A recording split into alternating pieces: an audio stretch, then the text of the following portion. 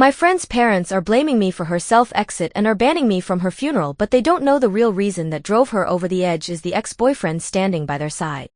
Posted by you/throw_roar_mishi.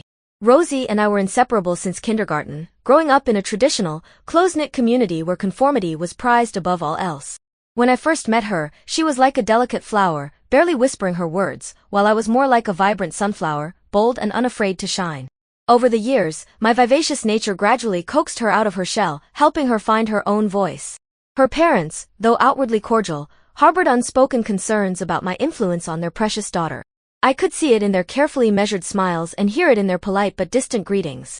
We remained close until we were 14 when life pulled us in different directions as her family relocated. In those pre-smartphone days, our connection dwindled to sporadic emails, further constrained by her parents' strict limitations on computer access. Fate had other plans, though, and at 18, we found ourselves reunited at the same college. While our paths didn't cross as frequently as before due to her demanding academic schedule, our friendship endured. Though we only managed to catch up a few times each month, she remained one of my most cherished friends. Like parallel streams flowing from the same source, Rosie and I both grew up in deeply religious families, our childhood steeped in the rhythms of Sunday services and youth group meetings. But as we matured, our paths diverged from the rigid structures of our upbringing. While I became more vocal about my doubts, Rosie kept her spiritual evolution hidden, maintaining a facade of devotion to appease her parents. The weight of this deception would later become another stone in her burden to bear. A few years ago, love seemed to finally smile upon Rosie when she met Darius. Her eyes sparkled with newfound joy, and her voice danced with happiness whenever she spoke of him. I never had the chance to meet him in person, but the way she described him painted a picture of the perfect gentleman. Her family, too, embraced him wholeheartedly, seeing in him the ideal Christian suitor for their beloved daughter. But beneath this facade of perfection lurked a darkness none of us could have anticipated. 2 months ago, Rosie's world shattered like a delicate crystal vase dropped on concrete when she discovered Darius's betrayal. He had been secretly recording their intimate moments and sharing them on various adult websites, her uncensored face exposed to countless anonymous viewers. His following had grown disturbingly large, each view another knife in Rosie's heart. The discovery left her devastated, trapped in a prison of shame and fear. Their social circles were so intertwined that she couldn't confide in mutual friends, terrified that someone might stumble upon these videos. Her parents, strict Christians who believed their daughter was saving herself for marriage, could never know the truth. Their financial support, crucial for her studies, hung precariously in the balance. In the dark hours of night, when sleep eluded her, Rosie would desperately scour the internet, hunting down every trace of those violating videos. With trembling hands, she would file copyright claims and send takedown notices, watching the view counts tick up while waiting for responses. Each new upload she discovered was like finding another betrayal, another violation of her trust.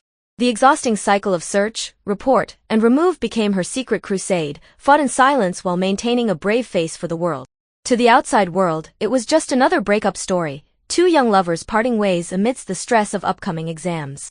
But I saw the truth in her eyes, watched as depression wrapped its dark tendrils around her spirit.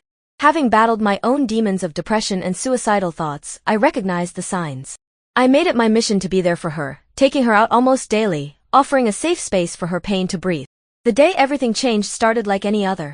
I went to pick her up from her single-room dorm for dinner, but my calls went unanswered, my knocks met with silence. What I found behind that door. I still see it every time I close my eyes. No note, no explanation, just an emptiness that would never be filled again. Making the call to her parents was like swallowing shards of glass. When they arrived, her mother's grief transformed into rage, her words cutting through the air like poisoned arrows. She accused me of corrupting her daughter, of planting the seeds of depression in her mind. Meanwhile, Darius, the architect of Rosie's despair, stands beside them like a guardian angel, weaving tales about their supposed reconciliation and helping to arrange the funeral. The hypocrisy of it all burns like acid in my throat. Through the grapevine, I've learned that Darius has convinced her parents they were merely on a break, working things out. Now he plays the role of the grieving almost fiancé, while I, her lifelong friend, am cast as the villain in their narrative. I'm torn between exposing his true nature and protecting Rosie's memory. Would her parents even believe me? Would revealing the truth only serve to tarnish the image of their perfect daughter? The funeral looms ahead, a ceremony I'm forbidden to attend, yet my heart screams to say goodbye one last time. Strangely, I haven't shed a single tear since that day. It's as if my emotions are frozen in time, preserved in the moment I found her. I keep waiting for grief to hit me like a tidal wave, but all I feel is a numbness that stretches to infinity.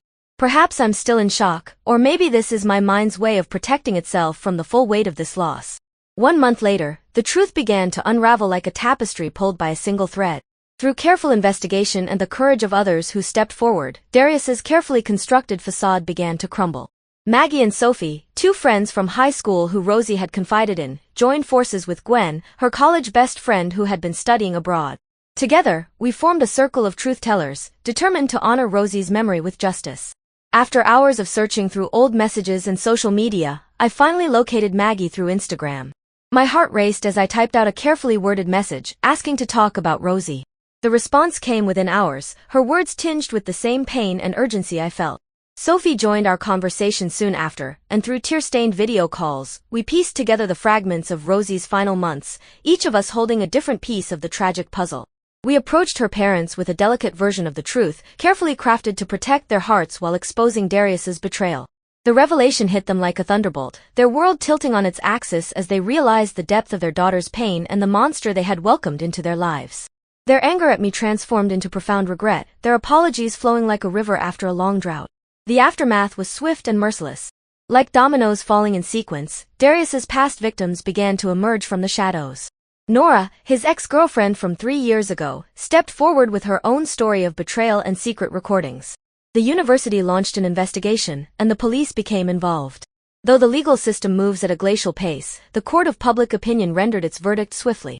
Darius, once the golden boy, now walks through campus like a ghost, shunned by those who once embraced him.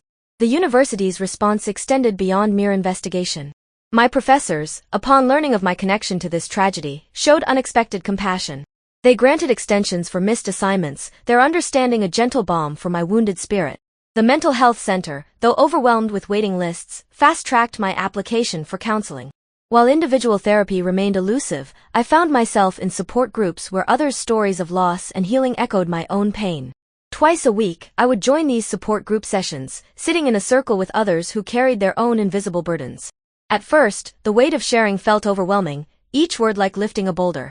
But gradually, as I listened to others speak of their grief, their guilt, their anger, I found my voice growing stronger. Some days, the pain would surge up unexpectedly, triggered by a shared story or a familiar emotion, and the group would hold space for my tears, their silent understanding more comforting than any words could be. As for me, I'm learning to navigate the choppy waters of grief and healing. The numbness has finally cracked, releasing a flood of emotions I didn't know I was capable of feeling. With the help of a grief counselor and the unwavering support of our newly formed sisterhood, Maggie, Sophie, and Gwen, I'm slowly finding my way back to solid ground. We honored Rosie in our own way, away from the formal ceremonies and religious rituals. On a golden afternoon, we gathered at her favorite spot on campus, spreading some of her ashes in a place where she had once laughed and dreamed. As we shared stories of her life, my tears finally came, not in a devastating tsunami as I had feared, but in gentle waves of release and remembrance. The semester is drawing to a close, and I stand at a crossroads. My professors have offered flexibility with deadlines and alternative arrangements for final exams, their kindness a reminder that humanity can shine even in the darkest moments. Perhaps I'll take time to heal, or maybe I'll find strength in continuing my studies. Whatever path I choose, I carry Rosie with me, not as a burden of guilt or grief, but as a reminder of the power of friendship and the importance of speaking truth, even when it feels impossible.